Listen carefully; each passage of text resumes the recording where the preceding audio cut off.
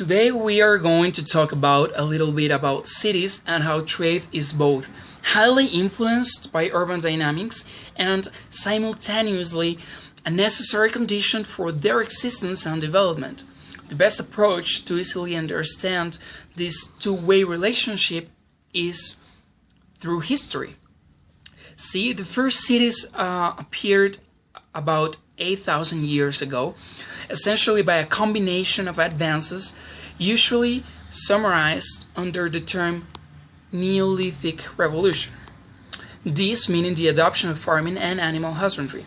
Hence, as the productivity of agriculture increased, people started producing more food than necessary to sustain themselves and their families.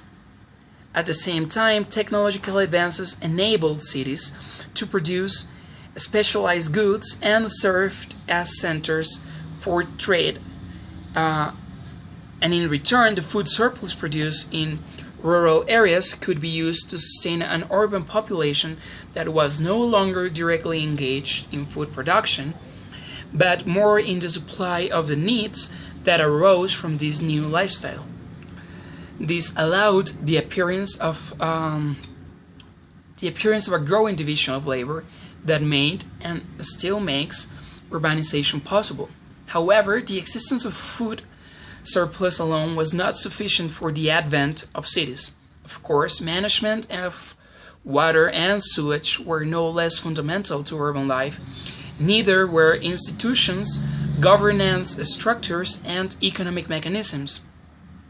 But discoveries in other fields were equally important for the initial development of cities, such as basic transport technologies and storage methods, necessary to bring the food from the surrounding areas into the cities and to preserve it during transportation. If you think about it, these innovations are also key factors for the existence of trade. So, this is the reason which trading mechanisms made the division of labor possible and guaranteed a steady flow of food and other supplies for people in the city. This symbiotic relationship went on for millennia.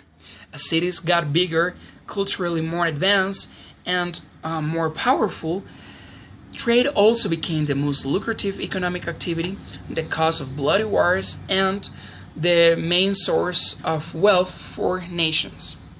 The peak of this evolution in ancient times was Rome, which is, some experts say, could have had a population of more than 1 million. But with the decline of the Roman Empire around the 5th century after Christ, urban lifestyle was weakened. Since fiefs became the predominant civic structure during that time, and that was, in essence, a country way of living.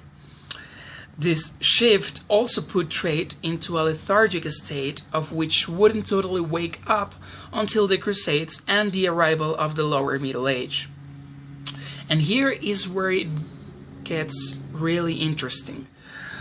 To Adam Smith, the institutional and social development of cities gave this a lead over the countryside in the rebirth of commerce and economic progress, an idea underpinned by two later arguments. On one hand, this head start is not that different from Krugman's idea of the first nature and all that stuff about how producers will want to establish, creating employment, and sell in those markets where their goods are already part of the consumption habits, and consumers have a notable purchasing power.